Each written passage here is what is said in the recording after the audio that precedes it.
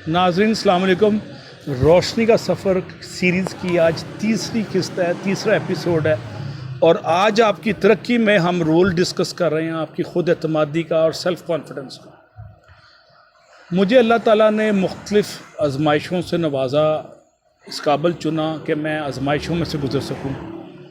America में जब मैं 8-9 साल रहा तो अक्सर व बेशतर में माली मुश्किलात का शिकार रहा। स्कॉलरशिप ख़त्म हो गया और तालीम ख़त्म नहीं हुई और जॉब्स के मसले थे।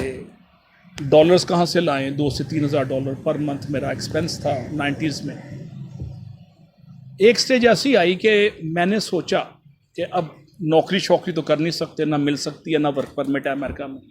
वाशिंगटन डीसी में रहता था मैं, पीएचडी की सेकंड स्टेज पे था और छठा या पाँचवा साल था, मुझे प्रिसाइजली याद नहीं, 30 साल पहले की बात है। मैं जॉबलेस लेकिन सेल्फ कॉन्फिडेंट सड़क पे जा रहा था वाशिंगटन डीसी के। अल्लाह पे तवक्कल, भरोसा बेपनाह के राज़िक उसकी ज़ात है, सबब बनाएगी, और अल्लाह ने सबब बनाया। मेरे सामने मेरा एक दोस्त जो एमबीए में मेरे साथ पढ़ता था जॉर्ज वाशिंगटन यूनिवर्सिटी में, उसका नाम पाटिल था। वो साउदर्न इंडिया से था, हैदराबाद दक्कन से, और वहाँ पे मुसलमानों की हुकूमत कई 100 साल रही है। तो उसका स्टाइल बड़ा ज़्यादा मुसलमानों वाला था और बड़ा पॉजिटिव और ओपन और लिबरल इंडियन था। मेरे साथ एमबीए करके अमेरिका इंडिया वापस चला गया। तो उसको 6 महीने साल बाद दोबारा मैंने देखा। मैंने कहा, पाटिल तुम क्या कर रहे हो यहाँ पे? कहता है, मैं एक फैक्ट्री लगाने लगा हूँ इंडिया में, और जो वो फैक्ट्री है वो आईवी की है। तो मैंने कहा, इधर क्यों आए हो? कहता उसकी फिजिबिलिटी बनवाने आए हूँ अमेरिकन से। तो मैंने कहा, बन गई है? कहता नहीं, वो बड़े पैसे मांग रहे हैं और 4-5 महीने लगाते हैं फिजिबिलिटी बनाने के लिए। तो मैंने इंतहाई खुद एतमादी से कहा, मैं फिजिबिलिटी बना देता हूँ। कहता तुम्हें बनानी आती है?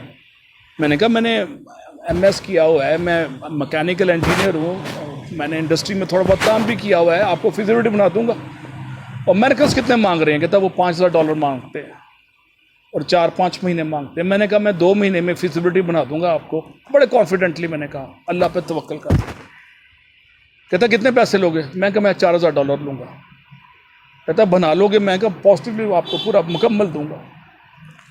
अच्छा, मुझे आईवी का पता नहीं था होता क्या, एंट्रावीनस। बाद में देखा वो एंट्रावीनस वो ट्यूब है जो ग्लूकोज के लिए लगाई जाती है। मैं चूँकि मेडिकल प्रोफेशन से नहीं था तो मुझे आईवी का पता नहीं था। अब मैंने खुद एतमादी से सफ़र शुरू किया और 2.5 महीने के बाद 2-2.5 महीने के बाद अल्लाह ने मैं सुरखरू किया। मैंने 2 रिपोर्टें इतनी बड़ी लिखी।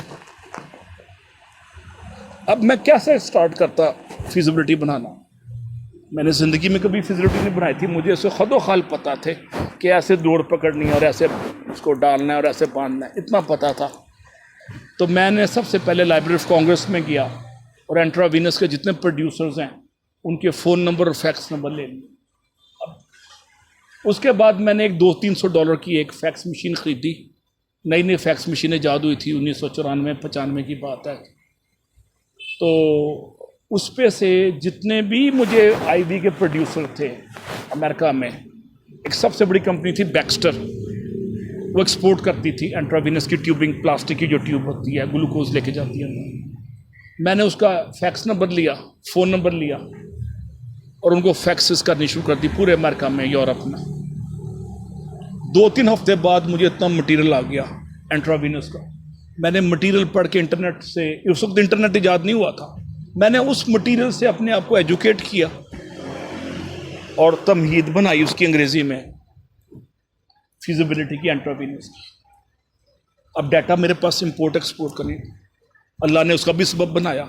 सफ़र है शर्त मुसाफिर नवाज बथेरे हैं, हज़ार हा शजर सायादार राह में। जब आप सफ़र शुरू करें तो अल्लाह ताला किसी न किसी खज़र को, किसी नूह को भेज देता है किश्ती लेके, तूफ़ान से आप निकल जाते हैं उसमें से। उस नूह का और खिज़र का नाम चौधरी अल्लाह देता, हाजी मुश्ताक या मियाँ मोहम्मदीन होता है। वो आपके घर के आसपास ही होता है, आपने ढूंढना होता है, आपने टकरे मारनी शुरू करनी होती हैं, अल्लाह ताला खिज़र को फ़ौरन भेज देता रास्ता दिखाने। मुझे कई अमेरिकन ने गाइड किया जिनको ज़िंदगी में मैं जानता भी नहीं था, टेलीफोन पे गाइड किया। उस वक्त जैसे मैंने कहा, ना गूगल ईजाद था, ना इंटरनेट ईजाद था, ना ईमेल थी, सिर्फ फैक्स मशीन थी और टेलीफोन। आप यकीन करें, 2 महीने के बाद मैंने उसमें इतनी एक्सपर्टीज़ डेवलप कर ली लाइब्रेरी ऑफ कांग्रेस में बैठ के, और मैं अमेरिकन डिपार्टमेंट ऑफ ट्रेड में गया उन्होंने उनके किसी सीनियर अफसर ने इतना बड़ा डाटा मुझे दे दिया प्रिंट आउट। अब तो ईमेल भेजते हैं ना या यूएसबी से, वो मैं प्रिंट आउट लेके आया, उसके से एनालिसिस किया इंपोर्ट और एक्सपोर्ट का, तो पता चला कि पाकिस्तान से भी एक्सपोर्ट होती हैं एंट्रोवीनस। मुझे नहीं पता था, उनका ट्रेड का डाटा मैंने लिया, उस डाटा से मैंने एनालिसिस करके पूरी एक फिजिबिलिटी बनाई और उस इंडियन को मैंने फेडेक्स कर दी हैदराबाद दक्कन में। अच्छा, इसी कोशिश में आप हैरान होंगे, एक कंपनी है फाइजर, बहुत बड़ी मेडिकल कंपनी है, मेडिसिन बनाती है, उनका एक सिंगापुर में रिप्रेजेंटेटिव बैठा हुआ था, कंट्री डायरेक्टर, जो पाकिस्तानी था। मैंने वहाँ भी फैक्स की तो उसका जवाब आया कि जब आप इंडिया में फैक्ट्री लगा लेंगे तो फाइजर सिंगापुर आपसे सारी प्रोडक्ट खरीद लेगी। अभी पिंड वसिया नहीं उछल के पहले ही पैदा हो गए।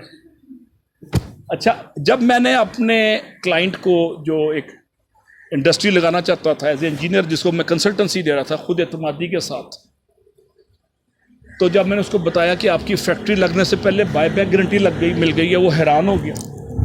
पाटिल ने कहा, अम्मा यार तुमने कमाल कर दिया। उसका जो हैदराबाद दक्कन का इंडियन एक्सेंट है, उसने उस एक्सेंट में मुझे अप्रिशिएट किया। मैंने पहली रिपोर्ट भेजी, कहता है वो इंडियन पाकिस्तानी बायर जो है फाइजर का कंट्री डायरेक्टर, उसका भी नाम भेज दो और फैक्स नंबर। मैंने कहा अगर सब कुछ भेज दिया तो पता नहीं $5,000 आते भी हैं कि नहीं। मैंने पहली किस्त भेज दी, उसने इंतहाई ईमानदारी से $4,000 भेज दिया मुझे। मैंने दूसरी रिपोर्ट में उसकी मार्केटिंग की स्ट्रेटजी और बायबैक गारंटी भी भेज दी। कहाँ पे मुझे आईबी का पता भी नहीं था और कहाँ पे मैं उसकी मशीन फैक्ट्री लगने से पहले बिकवा रहा हूँ। उसका माल, सिंगापुर का माल हैदराबाद दक्कन से खरीदा जा रहा है और वाशिंगटन में फिजिबिलिटी बन रही है। ये ग्लोबलाइजेशन भी है और आपकी खुद एतमादी के इजहार का तरीका भी है।